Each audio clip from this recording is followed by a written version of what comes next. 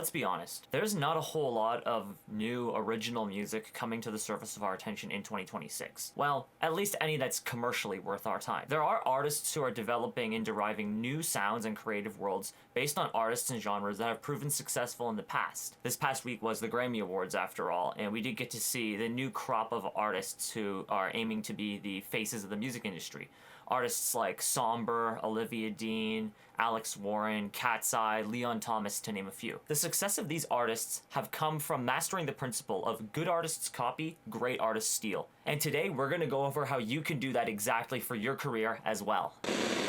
What's good, everybody? Welcome back to the channel. As always, you're here with me, Evan, aka 3Van, aka your man 3Van. Great to see you guys if you've been here before, and to all the new viewers, glad to have you here to give this video a chance today. Today's subject: good artists copy, great artists steal. Now, for my regulars on the channel, you likely noticed my absence last week from uploading a regular long-form content video, and that was due to the development and full attention given to my new documentary series, Year 11, the journey through my now 11-year career in the music industry. And one of the takeaways from the first episode was the application of the concept good artists copy, great artists steal. I was applying this to writing stories and comics in my early years of my music career, just to get the creative juices flowing, which I eventually ended up bringing over to the production and artistry side. Go check it out for context, I promise it won't disappoint. Now, before we can really jump into good artists copy, great artists steal, we need to discern the difference between copying and stealing in this context. Copying is the surface level imitation you get with great value Drakes, Walmart, Weekends, and others in that category. You can make up your own as you want. It involves copying a sound, style, or aesthetic almost one-to-one and mimicking someone's flow, beat choices, visuals, or rollout, leading to the artist sounding like somebody else that's not themselves. Hence, Walmart Weekend. An example of this done at a high level would be when Drake released the song Grease with DJ Khaled, and everybody flagged it as a cheap imitation of The Weeknd right upon release. Copying can help you learn a lot of skills in the music industry. There's no going against that. But it doesn't really help you to shape a distinct identity. Copycats are often hung up on this question of, how do I sound more like them?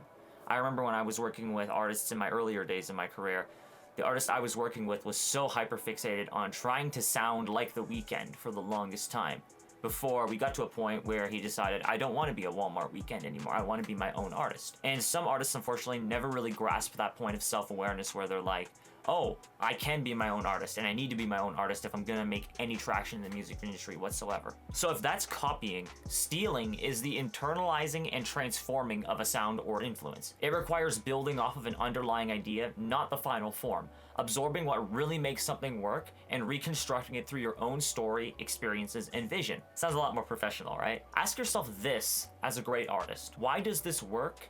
And how would I express that in my own voice? Great artists don't go and steal songs completely.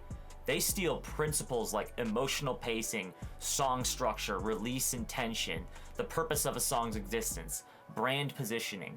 Not the brand itself, though. This is precisely why two artists can steal from the same influence and their work sound absolutely nothing alike. For example, the music that my dad makes and Summer Walker make, both are inspired indirectly by the work of Jimi Hendrix, but you have two very different sounding artists in that capacity, which is how you can tell an artist is great and stolen well. And how to tell if an artist is stolen well, we're actually going to teach you in this video.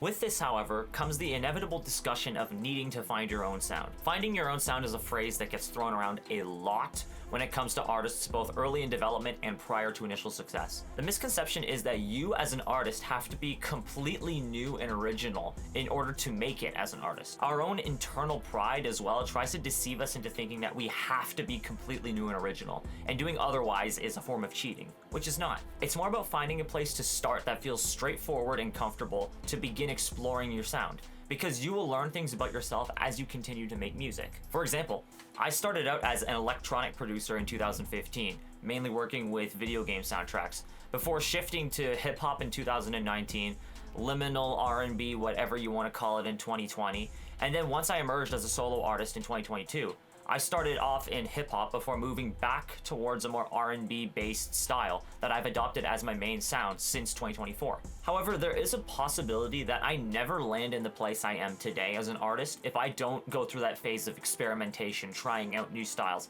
and seeing what else I was capable of.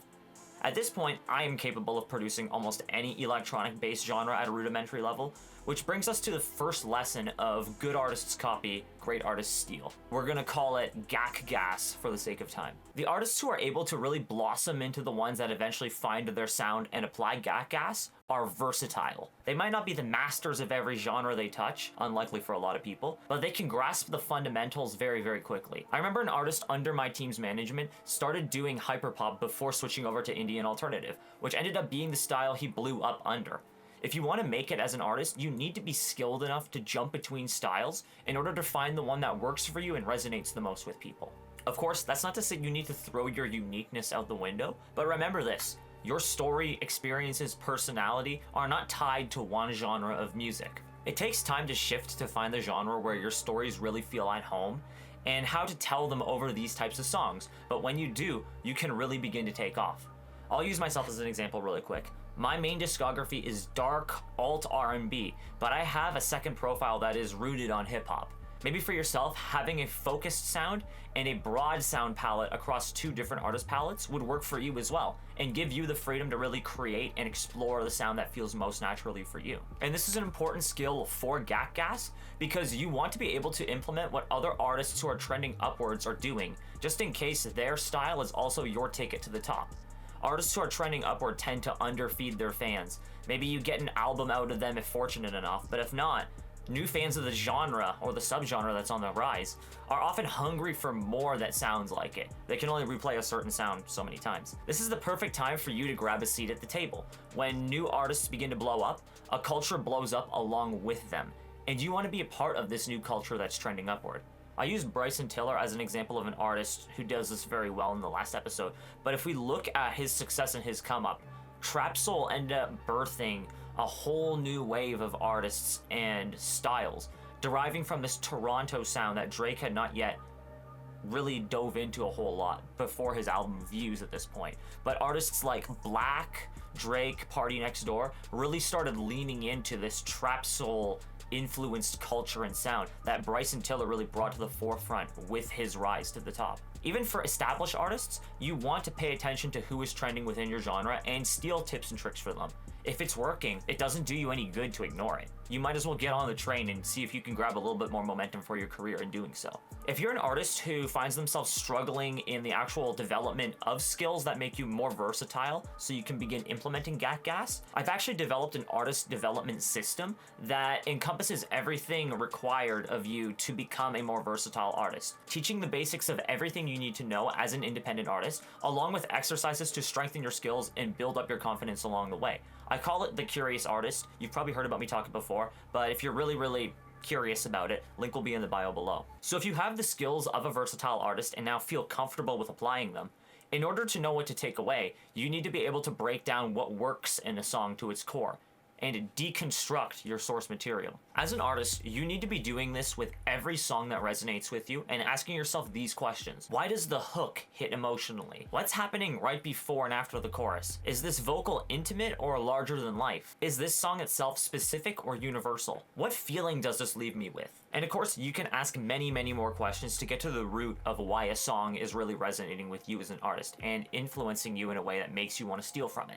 Build questions centered around the why of the song's creative execution. Ultimately, you're stealing the decisions that have shaped the song and not the melodies that they are being communicated through. You want to also be able to discern what is worth stealing as well too in this step. So here's an example of some things that you would take for yourself and leave for yourself, demonstrated through The Weeknd. If you're stealing from an artist like The Weeknd, you want to take the elements like emotion-centered world building, the tension between beauty and discomfort, the era-based focuses and specialization of his sound, the idea of myth-making over-explaining, that's a tongue twister, and examples of things that you'd want to leave behind from stealing from him would be lyrical subjects that aren't relevant to you, production choices that feel like they're way too far outside of your actual sound, and vocal tone and melody phrasing.